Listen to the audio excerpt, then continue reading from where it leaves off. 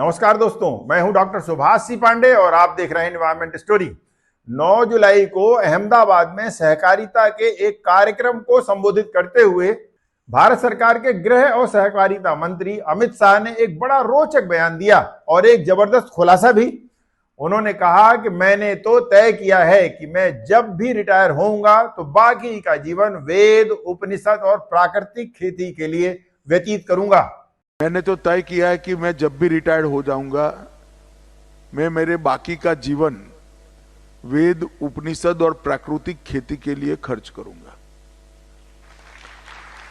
ये प्राकृतिक खेती ये इस प्रकार का एक वैज्ञानिक प्रयोग है जो कई प्रकार के फायदे देता है। फर्टिलाइजर वाला गेहूं खाने से कैंसर होता है, बीपी बढ़ता है, डायबिटीज होती है, थायराइड की प्रॉब्लम आती है। शुरू में तो हमें मालूम नहीं पड़ा। तो खाने वाले के शरीर को अच्छा रखने के लिए फर्टिलाइजर, केमिकल बगैर का खाना खाना, इसका मतलब है दवाइयों की जरूरत ही नहीं पड़ेगी। दूसरा, उत्पादन बढ़ता है। मेरे खेत पर मैंने प्राकृतिक खेती अपनाई है। आज मेरे उत्पादन में लगभग 1.5 गुना बढ़ोतरी हो चुकी है। तो सुना आपने क्या कह रहे हैं हमारे नेतागण? फर्टिलाइजर वाला गेहूं खाने से कैंसर होता है, बीपी बढ़ता है, डायबिटीज और थायराइड की प्रॉब्लम भी। शरीर को अच्छा रखने के लिए फर्टिलाइजर और केमिकल फ्री खाना बेहद जरूरी है। केंचुए का मल एक जबरदस्त प्राकृतिक खाद होती है। प्राकृतिक खेती अपनाने वाले की सेहत भी अच्छी होती है और धरती की भी। इससे पानी बचता है सो अलग, लेकिन आज गुजरात, महाराष्ट्र और पूरे देश में यूरिया, डीएपी और अन्य रासायनिक उर्वरकों के सैकड़ों कारखाने हैं।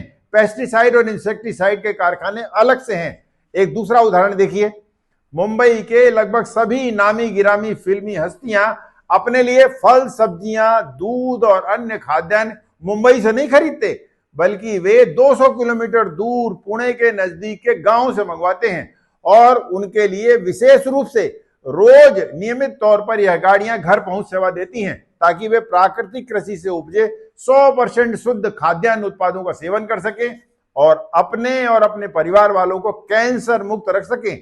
एक तीसरा उदाहरण भी बहुत इंटरेस्टिंग है और वह यह कि राष्ट्रीय राजधानी दिल्ली स्थित सुप्रीम कोर्ट के अधिकांश जज वीकेंड पर 2 दिनों के लिए बाहर चले जाते हैं। कहां?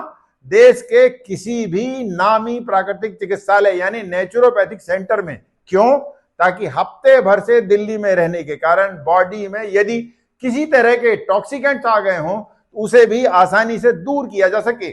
जबकि सुप्रीम कोर्ट के जजेस के बंगले तो इतने बड़े होते हैं कि अधिकांश लोग अपनी जरूरत की शुद्ध सब्जियां, दूध, दही और खाद्यान्न स्वयं पैदा करवाते हैं। फिर भी वीकेंड में बॉडी को डिटॉक्स करके वे अपने परिवार को फिट और हेल्दी बनाए रखते हैं। इन 3 बेहतरीन खबरों से 2 निष्कर्ष निकलते हैं और 2 प्रश्न भी खड़े होते हैं। पहला यह कि जब हमारे सेलिब्रिटी राजनेता, उद्योगपति और फिल्मी उद्योग के सितारे अपने को स्वस्थ और बीमारी से दूर रखने के लिए हमेशा प्राकृतिक खेती को अपनाते हैं, तो हम क्यों नहीं अपना सकते? हम लोग क्यों रसायन युक्त कैंसर कारक फल, सब्जियां और खाद्यान्न खाते हैं? दूसरा यह कि जब हमारे सेलिब्रिटीज रासायनिक खेती के दुष्परिणामों से न केवल वाकिफ हैं, बल्कि खुद तो इसका सेवन करते ही नहीं, तो फिर क्यों नहीं वे इसका प्रचार प्रसार आम जनता के बीच में होने देते? भारत सरकार और राज्य सरकारें यूरिया, डीएपी, पेस्टिसाइड और अन्य खाद्यान्न रसायनों के उत्पादन, संधारण और प्रयोग पर क्यों नहीं पूर्ण प्रतिबंध लगाती? कहीं ऐसा तो नहीं कि खुद सरकारें ऐसा चाहती ही नहीं? क्यों? क्योंकि यूरिया, डीएपी, पेस्टिसाइड और इंसेक्टिसाइड्स को बनाने वाली विदेशी और देसी कंपनियां बहुत ताकतवर मल्टीनेशनल्स की लॉबी हैं जो इनडायरेक्टली सरकार चलाती हैं।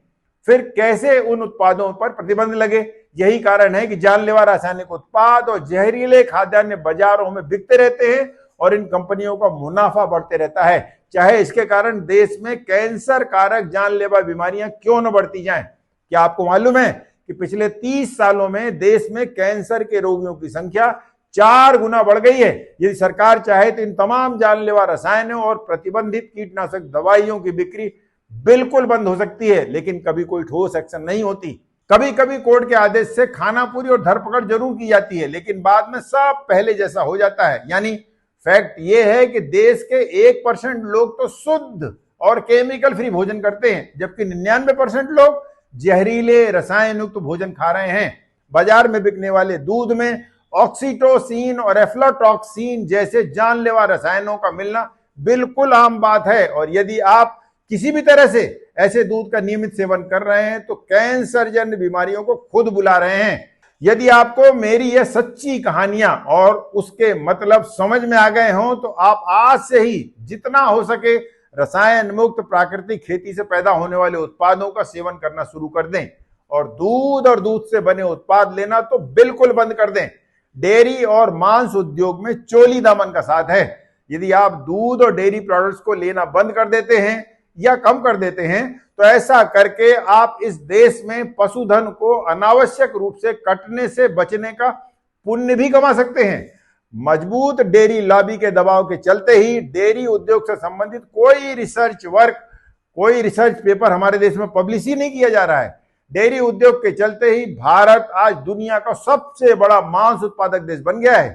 तो अपने सेलिब्रिटीज के समान ही आप प्राकृतिक उत्पादों से प्रेम करना शुरू करिए। आज से ही प्राकृतिक उत्पादों का सेवन भी शुरू कीजिए, और हो सके तो दूध और डेयरी प्रोडक्ट्स को बाय बाय कर दीजिए। यदि आपको मेरे द्वारा दी गई ये जानकारी थोड़ी भी अच्छी लगी हो और इससे आपकी समझ थोड़ी भी बड़ी हो तो इस वीडियो को लाइक करें, सब्सक्राइब करें और दूसरे लोगों तक जरूर पहुंचाएं। यह वीडियो आपको कैसा लगा इस पर अपने विचार कमेंट बॉक्स में जरूर दीजिएगा। आपके कमेंट्स का मुझे हमेशा इंतजार रहता है। धन्यवाद। जय हिंद।